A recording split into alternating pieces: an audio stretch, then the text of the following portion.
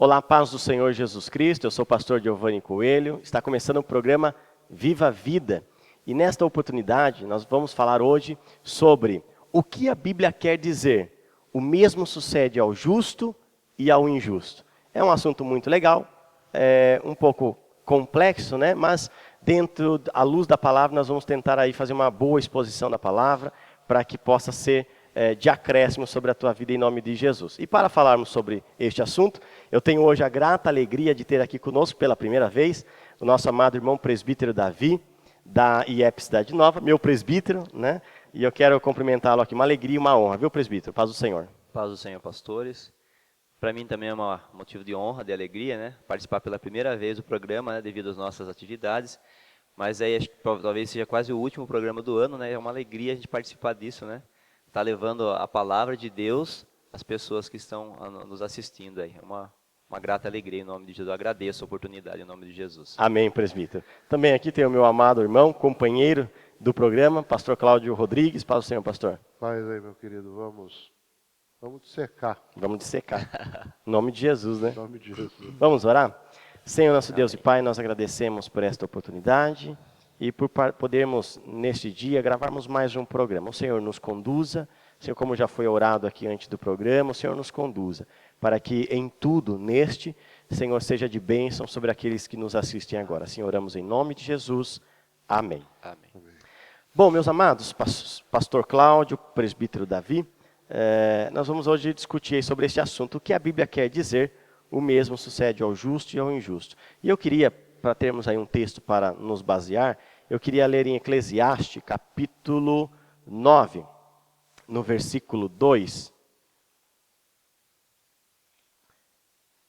Diz assim, capítulo 9 de Eclesiastes, versículo 2, diz assim: tudo sucede igualmente a todos. O mesmo sucede ao justo e ao ímpio, ao bom e ao puro, como ao impuro. Assim ao que sacrifica, como ao que não sacrifica.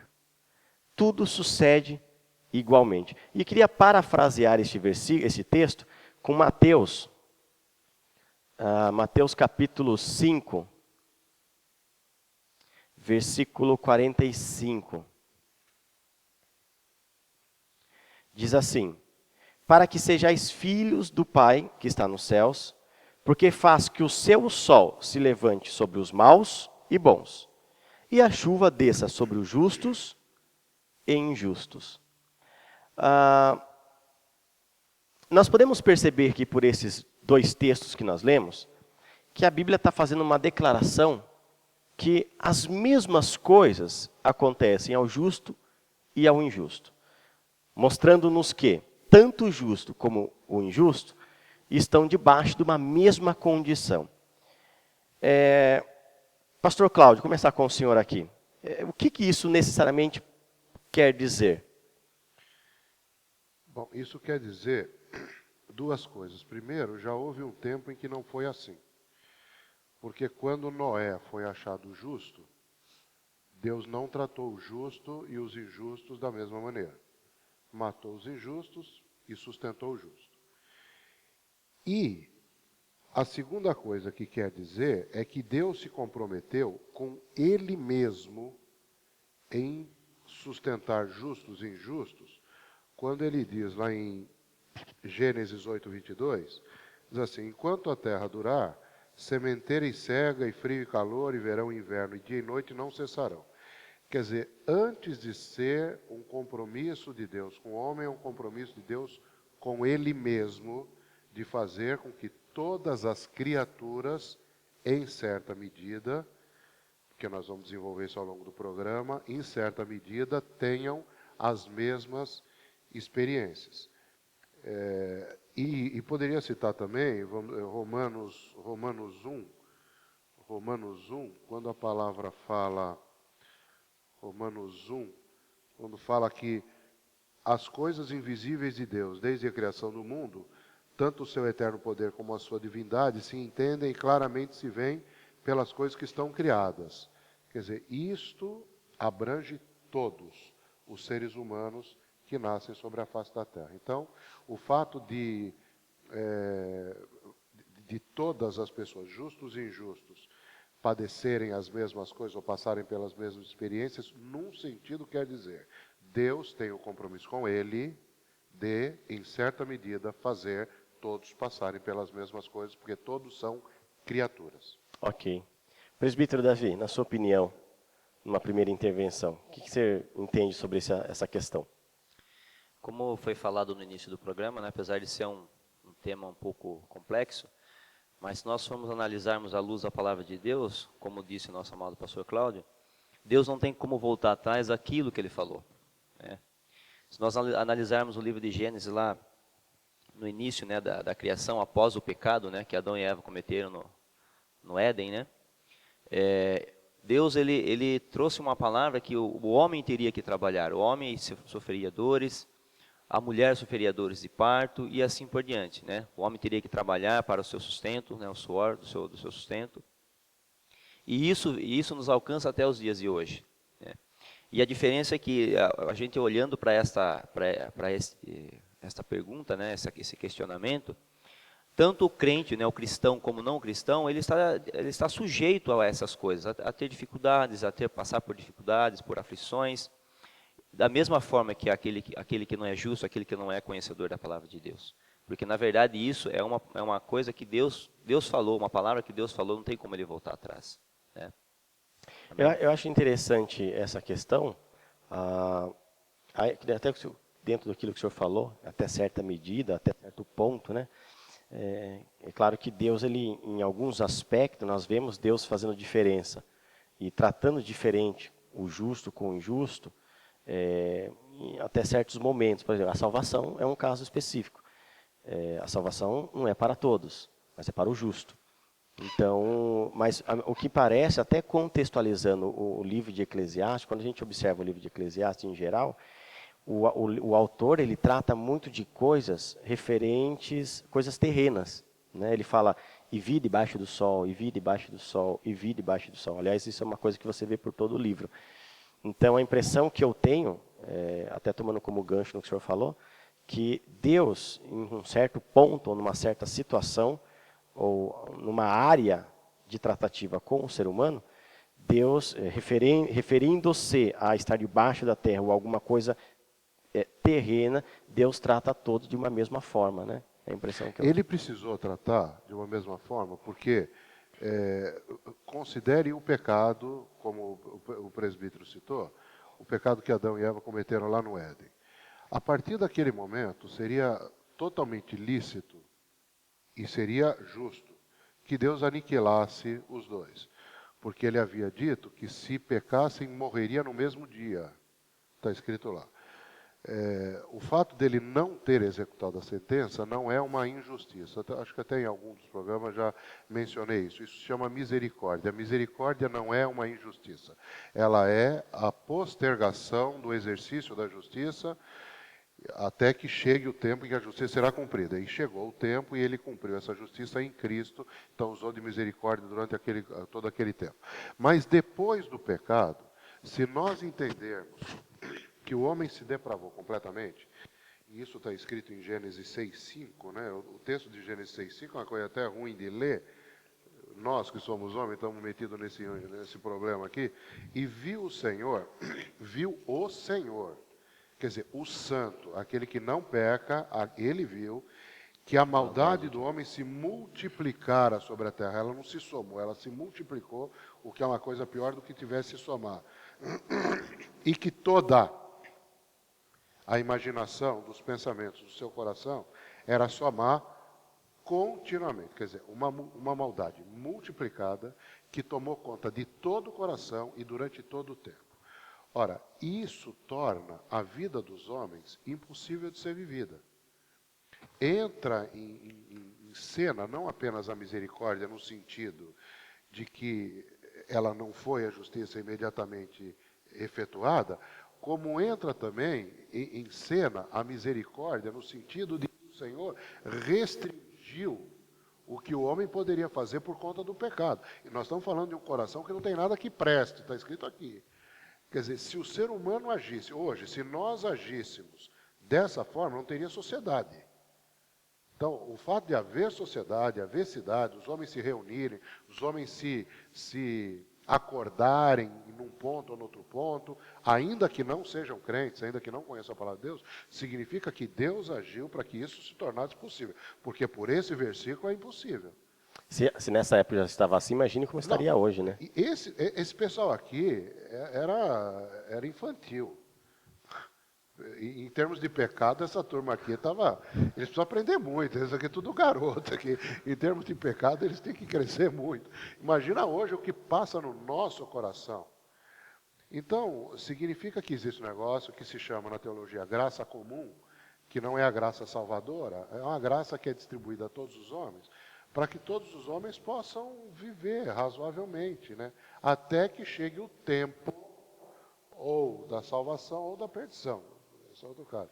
Mas nós precisamos viver, o ser humano precisa viver, e vive por causa da graça comum, né?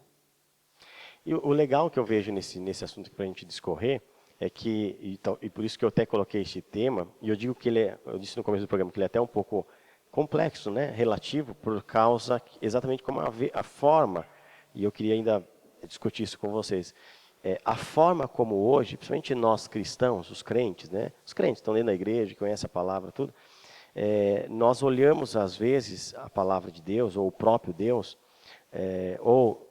a nossa vida relacionada a Deus ou diante dele, como se nós estivéssemos isentos, por sermos crentes, de um monte de coisas. Sim. Né? E quando nós lemos Eclesiastes, fica claro, e depois a gente vai observar também, eu queria citar aqui alguns outros textos do Novo Testamento, alguns textos até isolados, mas que se aplica dentro desse assunto que nós estamos falando, que denota e mostra que, na verdade, não é bem assim. O fato de nós sermos crentes, nós somos salvos em Cristo, que o senhor acabou de citar. Fomos alcançados por esta graça salvadora, mas isso não nos restringe de vivermos essas tantas outras coisas que Eclesiastes fala, das quais Deus já havia antes determinado que nós passaríamos. Porque é necessário nós passarmos. Jesus não morreu para nós vivermos. Jesus morreu para nós morrermos. E Jesus viveu para nós vivermos. A nossa esperança não é de que a gente vai morrer. A nossa esperança é que nós vamos ressuscitar. Então, quer dizer, como criaturas é necessário morrer. Para morrer você precisa passar como Exatamente. Qualquer criatura por todas as coisas pelas quais as criaturas passam. Algo que está imputado sobre nós. Sobre nós. E Sobre uma, qualquer e uma um. coisa interessante, né, pastor, falando um pouco, acrescentando um pouco isso que você está falando, esse fato do cristão, ou do homem, para ele viver ele tem que morrer, é muito difícil, né? Quem é que quer morrer? Quem é que quer passar pela aflição? Ninguém quer. Né? O que Cristo fez na cruz, se a gente for analisar bem, era uma coisa que nós deveríamos, mesmo não querendo, mas tentar seguir aquilo. Nós temos que morrer para o mundo, né? Para poder viver para Deus. E isso o homem, infelizmente, o homem hoje ele não quer isso, ele não quer morrer. O homem quer viver, mesmo que sofrendo. Uma vez eu falei isso no domingo, eu falei, irmão, na sala de homens lá, eu falei, irmão, você não quer ver Jesus? Quero, não é uma benção ver Jesus? Então morra. Entendeu? Aí ninguém quer. Ninguém quer morrer. Ninguém quer. O cara quer ver Jesus, mas não é hoje. E o que eu acho legal, até referente a isso que você comentou, presbítero Davi, a questão das pessoas não quererem sofrer, que até, às vezes, a questão da pregação em si, as pregações que nós ouvimos hoje no mundo afora, principalmente na mídia, né, que é uma pregação...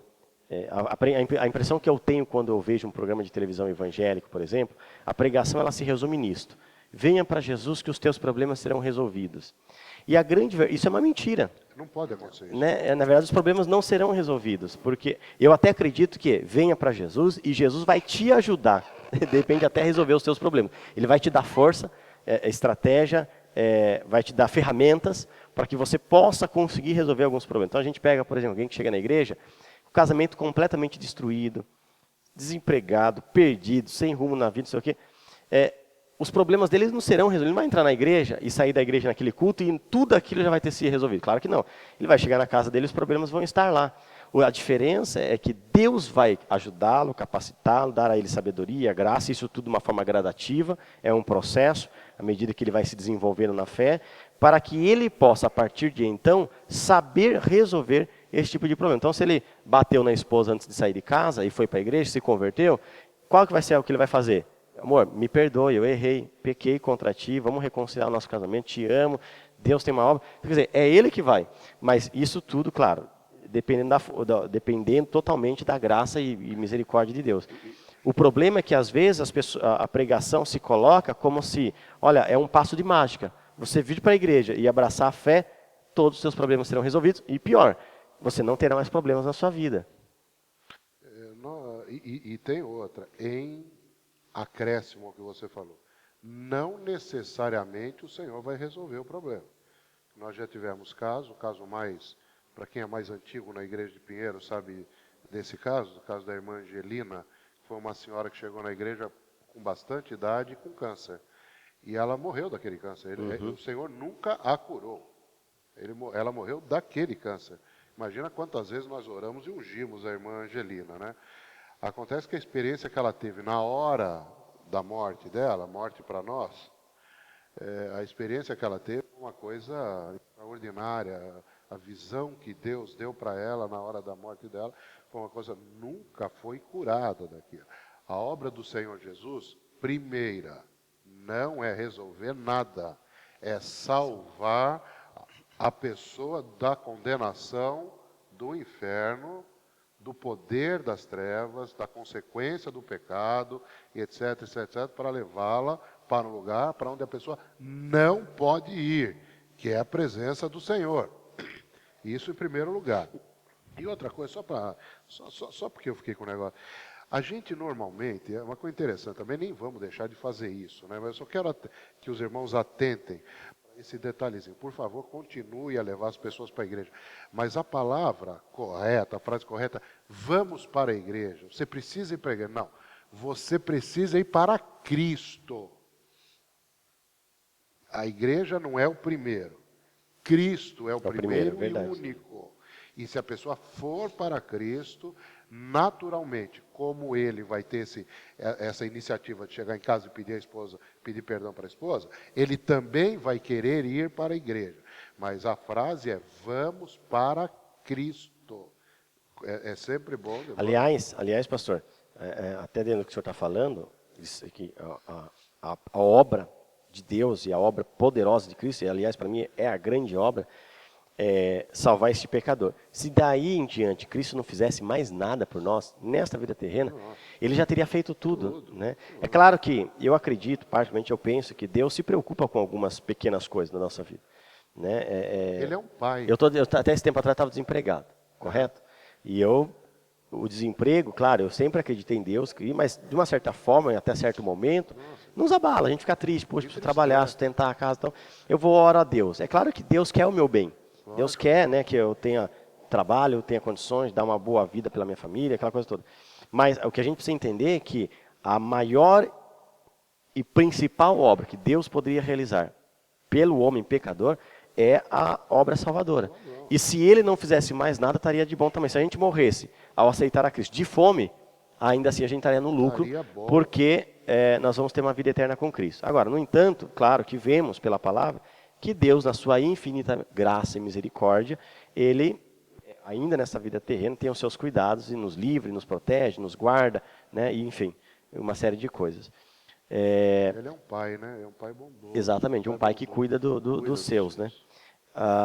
Mas voltando aqui a falar a questão desse tema, o mesmo ao justo e ao injusto, até o senhor citou aqui da irmãzinha que morreu de câncer, pastor, e eu até queria citar aqui algumas coisas que tanto o justo como o injusto está na mesma condição. Nós vemos aqui, por exemplo, enfermidades, doenças, ou seja, tanto o justo como o injusto estão debaixo dessa mesma condição.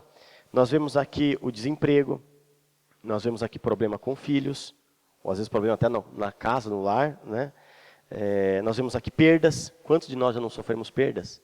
Né? De pessoas até muito queridas, ou várias outras perdas que a gente poderia citar aqui. Problemas no casamento, dificuldades financeiras. Né? A gente não passa por essas coisas, né, pastor? O crente não passa por dificuldade financeira. Você né? tem dificuldade financeira? Não, eu não. Eu estou com meus milhões guardados no banco lá. Né, o Davi não se preocupa com essas coisas. Eu até brinco com ele aqui nas minhas pregações. Ele todo ano viaja. 2 vezes no ano, 2, 3 vezes no ano. Está viajando, né, presbítero? Graças a Deus. Mas a grande verdade, presbítero Davi, que essas coisas, nós não estamos isentos delas. não é verdade? Verdade. Uma coisa assim, eu acho muito graça isso, sabe? Engraçado, em casa eu tenho 2 filhos, né? O Pedro e o Felipe. O Felipe tem 15, o Pedro tem 11. E eles sempre me falam, né? Mas, papai, por que o crente, ele passa por tanta coisa difícil? Acontece tanta coisa ruim com o crente. Né? E isso veio de encontro comigo, eu até lembrei disso hoje, né? Falando um pouco sobre o assunto. E é uma realidade, é o que a gente está conversando hoje, debatendo hoje, né? Não tem como o crente não passar por isso. E se a gente for analisar de uma forma mais crítica, ou mais incisiva, a gente pode analisar que todo esse sofrimento, essa dificuldade que o crente, que o cristão passa, de desemprego, de problemas com filho, problema com casamento, etc. e tal, no final de tudo isso, isso acrescenta para nós algo bom. E eu passei uma época na minha vida em que eu tive uma sociedade errada, talvez o pastor Cláudio até lembre disso, né, com alguns irmãos da igreja, e na minha vida financeira houve uma perda muito grande, pastor. Não só financeira, mas acho que uma perda maior, acho que não é uma perda, mas assim, afetou muito mais a minha parte espiritual. Porque aí, pastor Cláudio, vem em tona tudo aquilo que a gente aprendeu na igreja, né? Como nós estamos falando aqui, quando a gente vai para a igreja, a gente acha que não vai ter problema, mas como que você vai imaginar que alguém que é teu irmão em Cristo, que está caminhando com você, que conhece a palavra com você, de repente comete alguma coisa contra a sua vida que prejudique você, que traz perdas para você, que magoa você. Mas aí no final de toda essa história, eu entendi que Deus tinha um plano, Deus tinha um projeto. Deus tinha uma tratativa comigo e com a minha esposa. E Deus acrescentou algo espiritual tão grande na minha vida durante aquela história, durante aquela passagem, que eu me lembro disso constantemente. E eu me lembro como algo bom para a minha vida. E eu acho que as pessoas tinham que ver um pouquinho dessa forma as situações difíceis na sua vida. Não trazer como algo ruim que vai prejudicar, mas como que vai trazer algo de bom para ela no futuro. Existe uma diferença muito grande. Ambos, justo e injusto, passam por tudo isso aqui. Eu acho que existe uma diferença fundamental quando um e outro passam por isso, que é a alegria. Eu, por acaso, né, acompanhei esse tempo todo que você teve desempregado, já que você falou isso aí, teve desempregado, sempre passando lá na igreja, coisa e tal. Quer dizer, eu sempre perguntei para você toda vez, daí, já fez alguma entrevista, alguma coisa. Eu estava preocupado. Meu irmão em Cristo, querido irmão e tudo mais. Mas, com tudo isso, pastor, você sempre, do mesmo jeito como você sempre foi, e pensando no programa, quer dizer, a vida é a vida. A alegria de viver, ela é independente da circunstância. Essa circunstância entristece, mas ela tem um limite. O Senhor colocou no mar um limite, daquele não passa.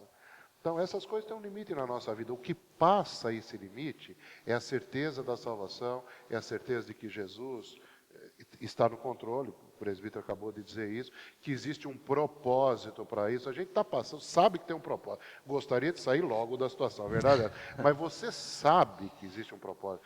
Em 1 Coríntios 13, aquele cântico maravilhoso sobre o amor, a palavra diz agora, permanecem a fé, a esperança e o amor. Essas coisas permanecem.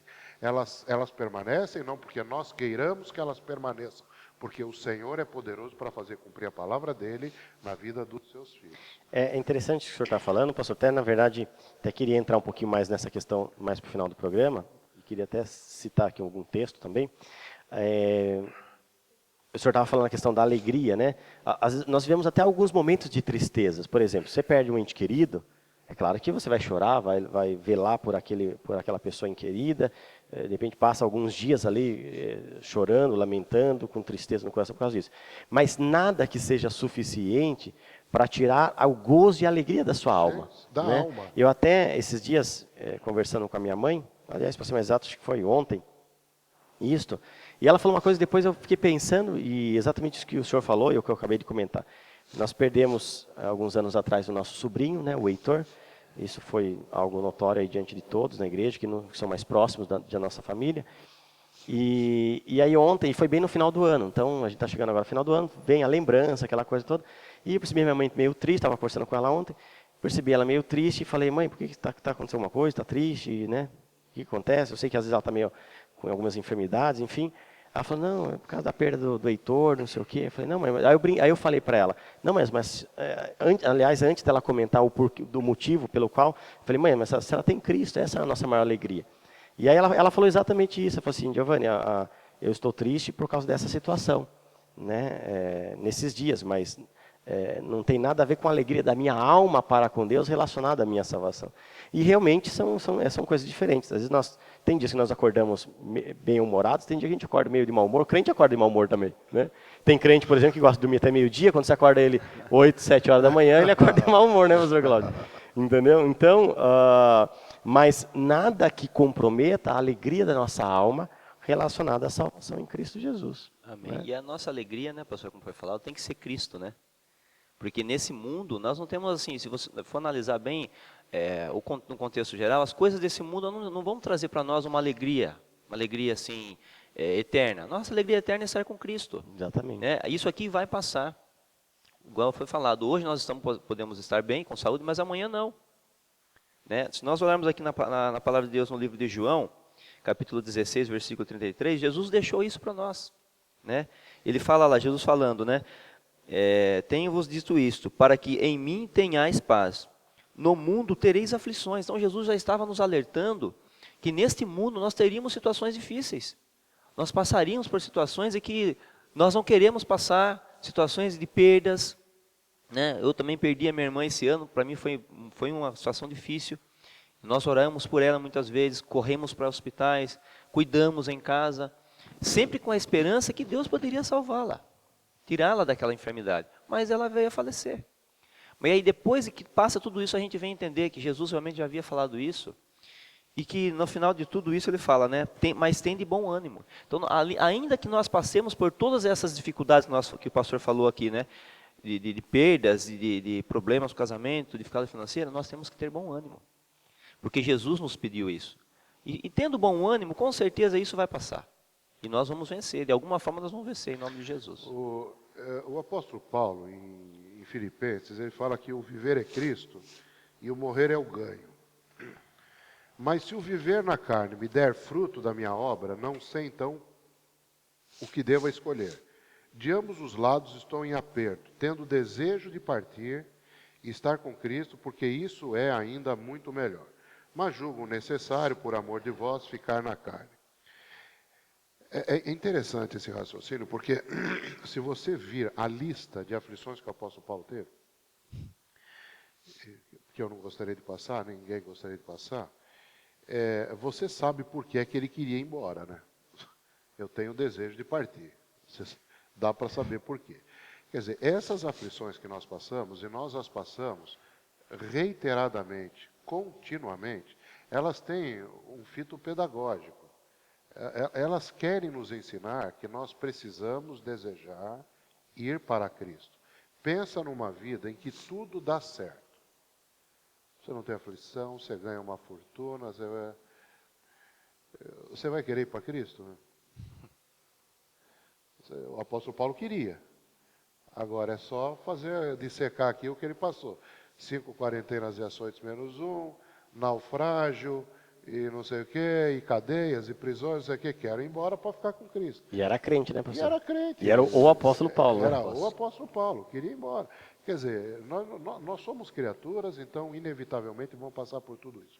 Mas essas aflições pelas quais nós passamos, elas são pedagógicas, são didáticas, elas ensinam que existe um lugar de descanso, e o lugar de descanso não é aqui. Nós estamos querendo que o lugar de descanso... Você foi arrumar uma sociedade, você fez uma sociedade para dar certo. Exato. Você começa um negócio para dar certo. certo. Aí o negócio dá errado. Aí você aprendeu, poxa vida, eu faço um negócio para dar certo e o negócio dá errado. Você fala para o filho fazer um negócio, o filho faz outro. Isso uma hora tem que começar a causar uma impressão na sua alma. Eu queria citar aqui alguns textos, rapidão aqui.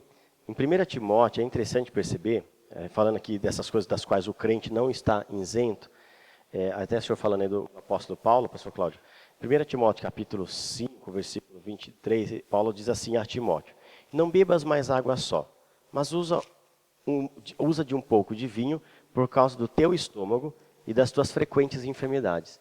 A impressão que eu tenho aqui era que Timóteo era um cara debilitado. Debilitado. Ele né? tinha algumas doenças, né, que até certo ponto preocupava. Porque ao ponto de Paulo, na sua carta, fazer menção e trazer a lembrança, até recomendando algumas coisas para Timóteo, e o texto aqui diz assim, por causa do teu estômago e as tuas frequentes enfermidades. Então, ou seja, parece, a impressão que eu tenho acerca de Timóteo é que existiam algumas enfermidades nele, das quais há um tempo ele lutava contra elas. E a questão é, como é que um homem como este, pastor Cláudio, o apóstolo Paulo, que em textos passados nós vemos ele ressuscitando um morto, por exemplo, pelo poder do nome de Jesus, não consegue curar o seu filho na fé? Deve ter orado por Timóteo. Com certeza, deve ter ungido ele algumas vezes. Né? E um outro texto interessante também, em 2 Timóteo, capítulo 4, versículo 20, Paulo escrevendo também diz assim, Erasto ficou em Corinto, e deixei, olha só, e deixei Trófimo doente em Mileto. Pô, o apóstolo Paulo estava com Trófimo, se despediu dele lá em Mileto, com certeza, acredito que deve ter orado por ele, abençoado, ministrado a cura sobre a vida dele, mas ele estando em condição debilitado da doença, ele deixou lá e foi embora. Não dá para viajar junto. Exatamente, e não levou, e também não curou o cara. Então a gente tem uma outra passagem em João que eu também acho muito interessante, quer ver? Capítulo 5 do Evangelho de João. Eu acho que isso é para fazer a gente repensar algumas coisas, né, dentro desse tema que nós estamos discutindo. Aqui no capítulo 5 fala que Jesus estava diante daquele homem de Betesda, né? E no versículo 5 diz assim, ó, versículo 13, vou começar a ler, no capítulo 5 de João, verso 13. Neste jazia grande multidão de enfermos. Aí cita, né? Cegos, coxos, paralíticos, esperando o movimento das águas. Agora no versículo 5 diz assim, estava ali um homem que havia 38 anos, se achava enfermo. E Jesus, vendo este deitado e sabendo que estava neste estado, havia já muito tempo, disse-lhe, queres ficar são? E o enfermo respondeu, Senhor, não tenho homem algum que quando a água é agitada, me coloque no tanque, mas enquanto eu vou, desce o outro antes de mim. Jesus lhe disse, levanta, toma a tua cama e anda. Olha que interessante, Jesus se dirigiu apenas a um homem só. O resto estava tudo lá. Tudo lá. Ou seja, mas não existia só, outros estavam doentes, coxos, manco, paralíticos, cegos, mas Jesus curou só ele. Pelo menos na citação do Evangelho de João, Exatamente. Jesus curou apenas ele. Quer dizer, eu particularmente, não sei se vocês concordam comigo, mas acredito que ainda que Jesus possa ter curado um ou outro aqui, mas não curou todos. Então, quer dizer, Jesus foi embora e deixou muitos ali enfermos. Então, a questão de que, esse negócio de que porque eu sou crente, eu não posso passar por enfermidade, eu não posso ficar desempregado, eu não posso isso, não posso aquilo, é uma inverdade, né? É uma inverdade. É uma verdade. Ficaria fora da naturalidade da vida. Da né, vida. pastor? Da vida. Eu acho importante a gente chegar aqui no último, o tempo está esgotando aqui. O ponto 5, né? Ponto 5, eu acho que era Se o sol nasce para o justo e injusto, e a chuva cai sobre o justo e injusto, que diferença há entre ambos? Até o senhor comentou um pouquinho sobre isso, mas eu acho legal a gente falar sobre isso também. A diferença que tem sobre um e outro é que um vai para o céu, outro vai para o inferno. Né? Só isso. Isso, podia dissecar Parar esse aqui, né? raciocínio, Podia mas parar aqui. Acho que tá bom. A diferença é essa, quer dizer, nós temos uma vida aqui em que às vezes até parece, aliás, o salmista lá disse assim, os meus pés quase que se desviaram quando eu vi a prosperidade do ímpio. Quer dizer, o padrão, a medida do que se vê aqui não é a medida eterna. Então aqui tanto pode o justo se dar muito bem, o injusto se dá mal, pode o justo se dar mal e o injusto se dá bem, tem caso para tudo, né? Mas na eternidade essa diferença ficará patente. Né? Pastor, e uma outra coisa, a questão dessa diferença, eu acho que isso seria numa primeira instância que o senhor citou, corretíssimo, e eu acho que o crente tem que olhar dessa forma.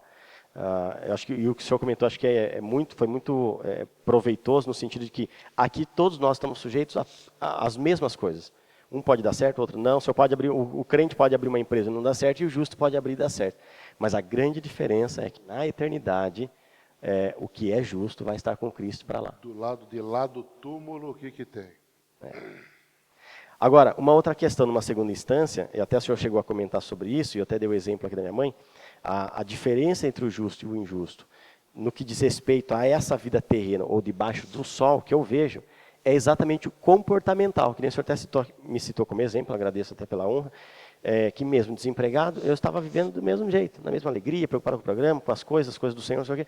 Para mim é comportamental, porque o justo e o injusto passa pela mesma coisa, mas aquele que é justo, que reconhece o poder de Deus e que Deus está no controle, ele passa por essas coisas, cantando o hino da vitória, se alegrando na presença de Deus, não deixa de vir na igreja por causa disso. Né? Tem crente que começa a passar luta, porque Deus está me permitindo, não veio mais para a igreja. Não, o crente está lá para descer, está chovendo canivete na vida dele, mas ele está glorificando a Deus. O Claudinei não para de passar com esse negócio aqui, tá me deixando já nervoso. Mas nós precisamos encerrar o programa. Presbítero, Amém. Você quer comentar mais alguma coisa? Pastor, em cima dessa pergunta, né, dessa última questão que nós estamos olhando aqui,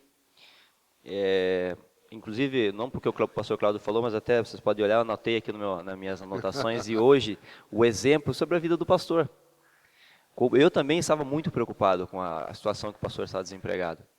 Mas o Senhor confortou meu coração e praticamente assim, acho que quase que na última parcela do seu seguro-desemprego, o Senhor abriu a porta. Por quê? Como o pastor Cláudio falou, o pastor estava preocupado? Lógico que estava, porque são as coisas da casa. Mas o pastor também estava preocupado com os afazeres da igreja. E Deus, ele sempre age no momento certo. Ele não deixa faltar, ele não precisa transbordar. Às vezes ele transborda, mas não precisou transbordar, mas também ele não deixou faltar. Na hora que o pastor mais precisou, Deus agiu. Eu acho que na minha visão essa é a diferença daquele que serve a Cristo e aquele que não serve. A nossa esperança é que Deus vai prover todas as coisas. É verdade. Firme esperança. Amém. Não, é isso aí. Acabou? Eu queria então só encerrar, achei que você queria comentar mais alguma coisa, encerrar lendo Filipenses 4, 12 e 13. Todo mundo lembra e até decora o 13. Posso todas as coisas naquele que me fortalece. Né? Como quem dizendo assim, eu vou fazer qualquer coisa e Deus vai me fortalecer. Mas é interessante o 11 e o 12. Isso é bom, né? Bom ler antes. É bom ler antes, né? Paulo diz assim, digo isto como por necessidade, não digo isso como por necessidade, porque aprendi a contentar-me com o que tenho. Sei estar abatido, sei também ter abundância, em toda maneira e em todas as coisas. Estou instruído, tanto a ter fartura como a padecer fome, tanto a ter abundância como a padecer necessidade.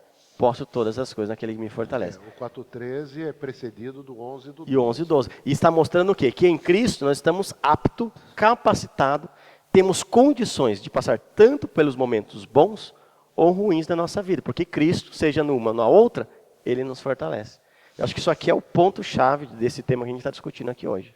E a diferença entre o que hoje nós chamamos de mal e bem, se dará na eternidade. Se dará na eternidade. Mal para um lado e bem para o outro. Né? Exatamente. Glória a Jesus. Amém. Presbítero, estamos encerrando. Uma alegria, uma honra ter tido você aqui, viu? Glória a Deus. Eu agradeço a oportunidade, né? E pena que já acabou o tempo, né? Muito você vê, rápido, né? eu coloquei tantas coisas aqui, mas eu não falei nem 5% do que eu escrevi. Você não é o primeiro que fala isso aqui. e nem será o último, né, pastor Cláudio? Mas obrigado. Glória a Deus, eu que agradeço. Pastor, obrigado mais uma vez. Bom, também se o presbítero fosse ler tudo o que ele escreveu ali, a gente não saía daqui hoje, né? Então, glória a Deus. Eu vou convidar ele para o próximo programa, daí ele termina o restante. Marca aí onde você parou, da próxima você começa daí. Amém, pastor. Mas amém, glória a benção, Deus. Pastor, uma benção. Então é isso aí, ficamos por aqui. Espero que você tenha gostado deste programa. Que você entenda nesta hora que você sendo cristão, estando em Cristo, você não está isento. Você vai passar por luta, vai passar por dificuldade, pode ser que você fique desempregado, uma série de coisas que nós falamos aqui. Mas a questão é o teu comportamento. Fique firme, porque em tudo o Senhor está contigo e você em Cristo pode passar por todas essas coisas. E como o pastor Cláudio citou aqui, a grande e maior diferença é sabermos que o justo, aquele que permanecer na presença do Senhor, estiver em Cristo Jesus, um dia ao soar da trombeta, ele estará em lugares altos e gozará de uma eternidade com Cristo. Amém? Deus te abençoe. Programa Viva a Vida, Igreja Evangélica de Pinheiros. Pregamos a Cristo, poder de Deus e sabedoria de Deus. Até a próxima. Descanso então com lírios do campo. Desfruto então de ti todo o tempo.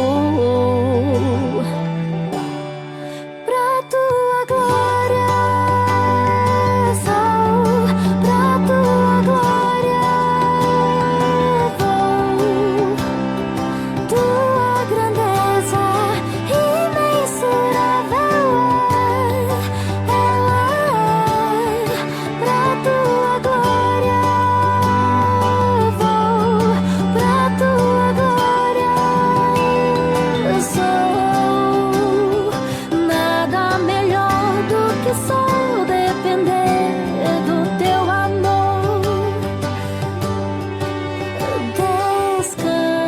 Sua